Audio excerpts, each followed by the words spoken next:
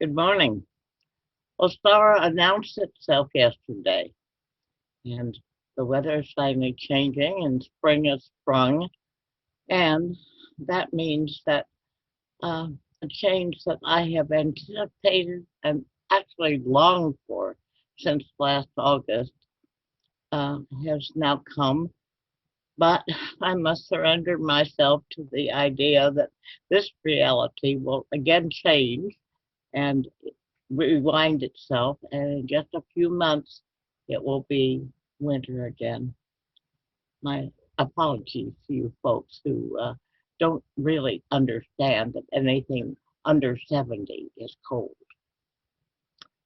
When I started thinking about talking this morning with you about change, I began ruminating over the changes in the last 100 years or so that I can personally relate to.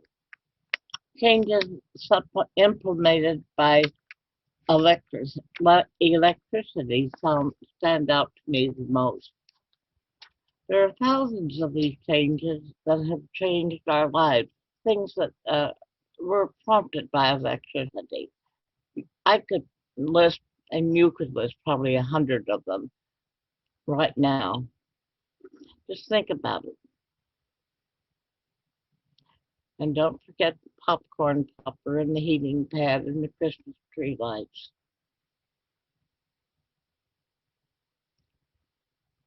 My mother's lamp, wired by my grandfather, finally, was one of the five sources in her home when she was a child.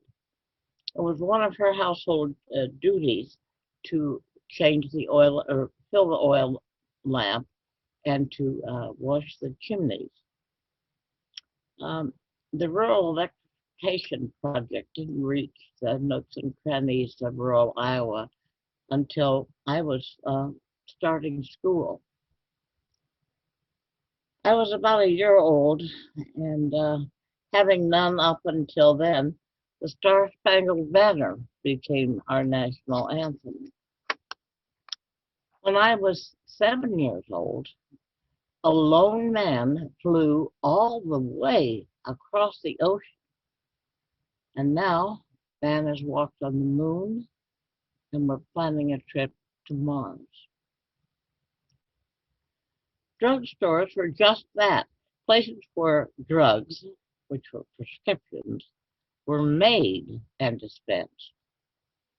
They didn't have open counters, and they didn't sell a lipstick, a dozen kinds of bath oil, and Easter eggs. Pharmacists, like my other grandfather, worked in rooms behind the ordering counters, compounding prescriptions. Drugstores and pharmacists made their own, compounded their own prescriptions. I have a Rolodex card bearing my grandfather's personal formulary for rheumatism pain relief. It probably was something that turned out to be like the icy hot that we have today. There were no huge pharmaceutical companies. Almost the kitchen industry was Lydia Pinkham's Little Pink Pills, and they still are around. Um, but today they are used to cure other maladies than the ones that they originally intended for. Today, the United States has about 48% of the pharmaceutical industry in the whole world. At age 11, my mother was still putting out the sign for the Iceman in the window. It was my job to keep the water tray under the ice box. Who ever heard of a refrigerator? Emptied. It became readily apparent if I shirked my responsibility because the water would go all over the floor, and it became, and I had to clean up the river water. But if I did, I had to lose a penny from my allowance and also the privilege of listening to the radio. Who ever heard of television on Saturday? And I miss getting a message from Jack Armstrong, the All-American boy, and my magic code ring. Jack Armstrong transformed, changed, into literature for boys, and then changed again and became a thing of the past. His sponsor, which was Squeaky Cereal, survived the changes of Jack's progressive demise. At age 15, my folks gave oral instruction to an operator to connect to 488 Black. That was the telephone number in my grandmother's house. A few years later, it was changed to a non-human dependent, digitally accessed CH or Cherry 1744. I kind of missed the snippets of conversation between calls that we used to have with Iona, who was the operator. Iona knew everybody and everything going on in our little town. And actually, I didn't even need to say to her 488 Black. All I had to do was say, call my ground. A subsequent change granted a 7-digit hookup. And now all that's necessary is to press a name in my cell phone. And another change employs a 14-digit number that enables conversation for me with my son in Italy or to anyone, anywhere in this world.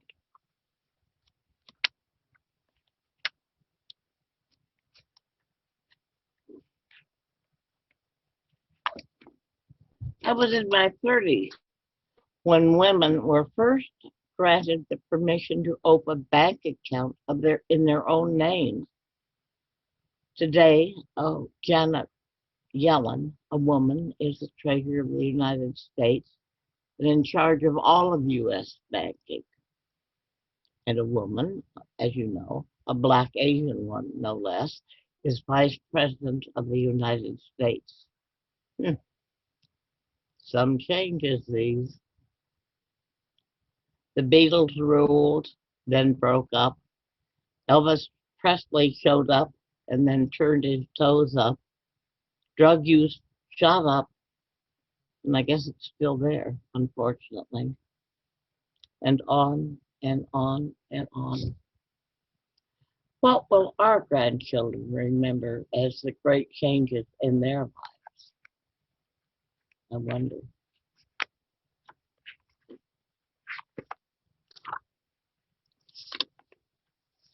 Change covers a vast horizon that I can do little more today than describe, and I'm going to try to illustrate some of its facets.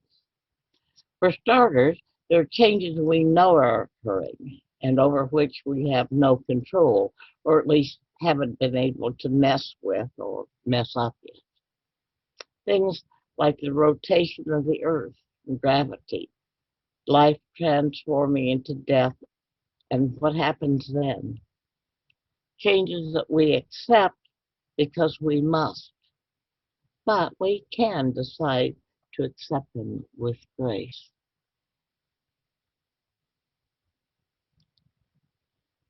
We do not question our beauty as we lie here in the grass like flowers. Flowers have a single season yearning in them. We hold within us the mother-father longing of time beyond memory's memory. Cover me with your flowers, and I will envelop you with mine. Our beauty will transcend the seasonal bloom that reminds us of death, the whole of death, which quietly, unavoidably surrounds us, even before we're born, but dares us still to love.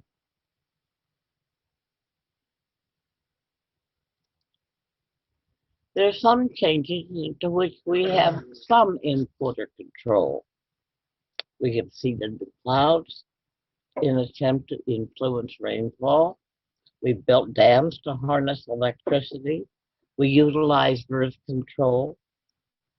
And I postulate that this type of change is initiated by roadblocks challenging us because of our lack of knowledge, our curiosity about future, or to build a bulwark against our fears of the unknown.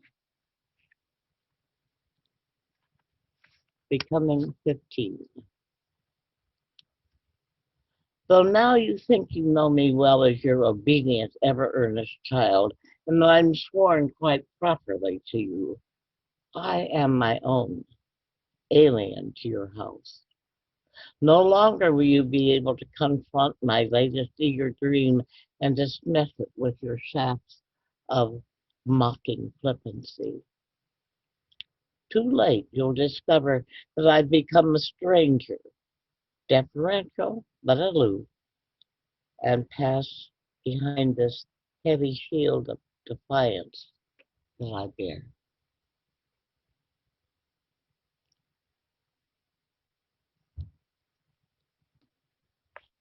Sometimes change roars in on us, literally like a tornado. It catches us off guard. It upsets our physical, emotional, and cognitive equilibrium. Sudden, unexpected change is sometimes exhilarating, but often it's upsetting. Sometimes change sneaks in on us, so quietly, so gently, that only later do we become aware of it and appreciate its ramifications. I wish that we had met, my friend, a long, long time ago in simpler days when we had time to watch our friendship grow. But that was not the way of fate. And with nothing in our power can we create what might have been had we met at that earlier hour. And yet, this dearth of memories leaves space to cherish and recall the joyous, shining wonder that we ever met. So,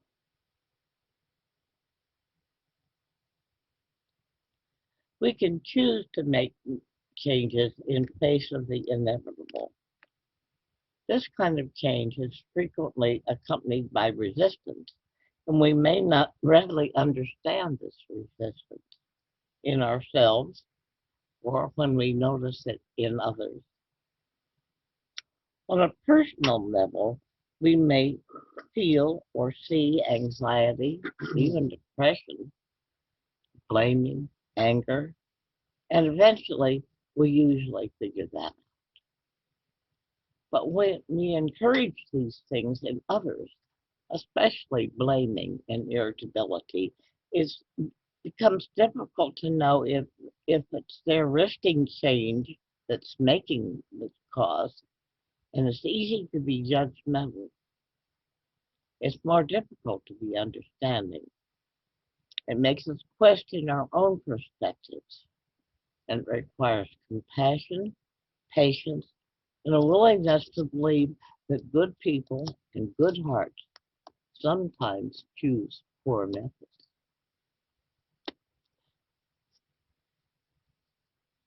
You wear unyielding purpose like a shield, vigilant against innocent malfeasance of my hand or mind or heart, to which, should you yield by so much as a sigh, you fear to shatter the close ordered safety of your land.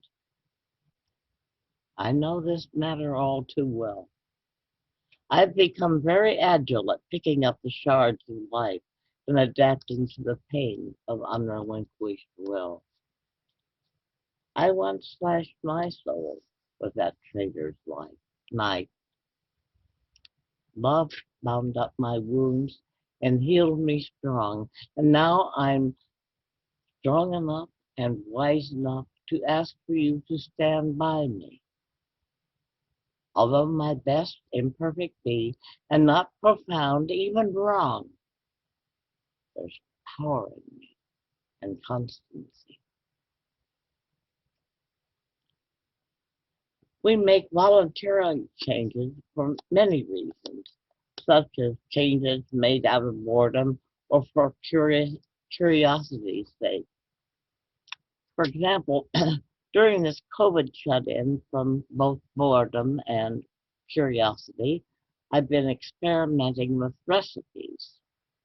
I discovered a candy recipe that is based on soda crackers. Yeah, using soda crackers. It's yummy and it's addictive. I'll share the recipe if you ask. Some changes we need or want to make may demand immediacy. Most often we don't have to rush to a decision. We can sleep on it, and we usually do better with a clear mind.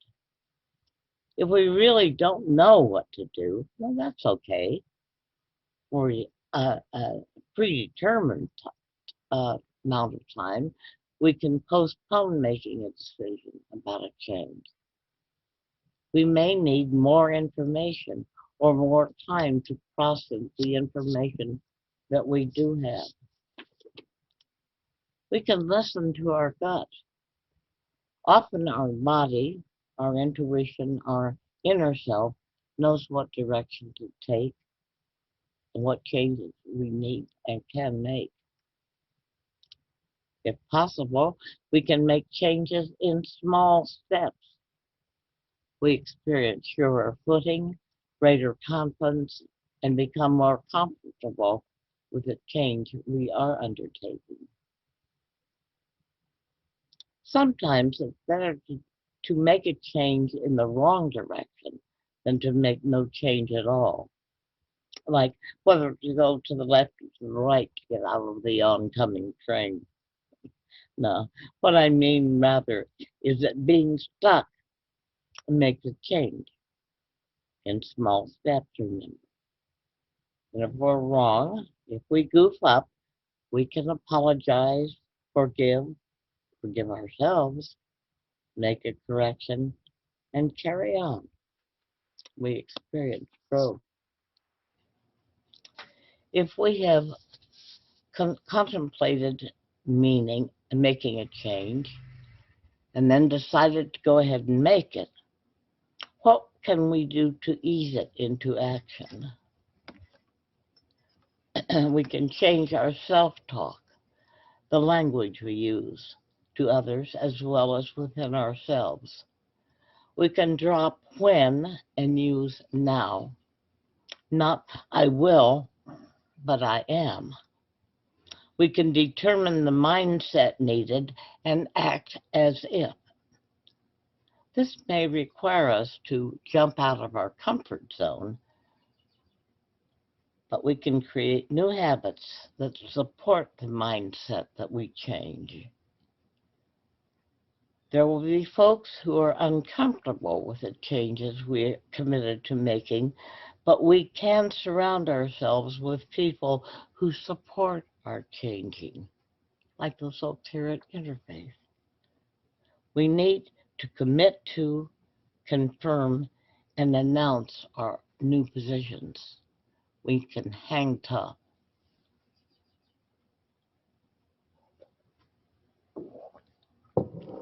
Listen to William Henley's powerful proclamation. Out of the night that covers me, black as the pit from pole to pole, I thank whatever gods may be for my unconquerable soul. In the fell clutch of circumstance, I have not winced nor cried aloud. Under the bludgeonings of chance, my head is bloody, but unbowed. Beyond this place of wrath and tears looms but the horror of a shade, and yet the menace of the years finds and shall find me unafraid. It matters not how strait the gate, how charged with punishment the scroll. I am the master of my fate, and I am the captain of my soul.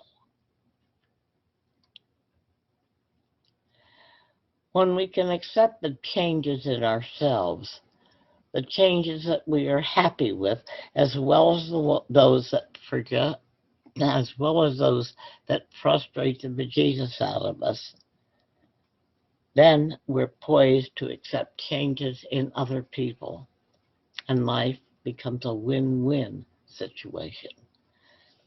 I don't know about you, but I want to comfortably surrender to changes when I must, take charge of them when I can, and I want to make changes that will allow me to experience life with exuberance and with as little regret as possible. With tongue-in-cheek and offering apology to Dorothy Parker for making changes in the first line of her verse. I will be 91 this coming May. I shall shortly be losing my bloom. I've experienced zephyr and raw gust and symbolic flood and typhoon. When you come to this time of abatement, to this passing from summer to fall, it is manners to leave a statement as to what you got out of it all. Well, though the shabby unbalance the splendid, and the bitter unbalance the sweet, I would certainly do as I did then, were I given the chance to repeat. For contrition is hollow and wrathful, and regret is no part of my plan. And I think, if my memory is faithful, there was nothing more fun than a man. We need not fear change or hesitate over that over which we have little or no control. It's a waste of precious time and energy. Except that some changes may be necessary and just flow with them. Some optional changes may be interesting, helpful, fun. Well, experience them and savor each turn of the calendar. Life does change from day to day. Believe in tomorrow. Something wonderful just might happen. Namaste.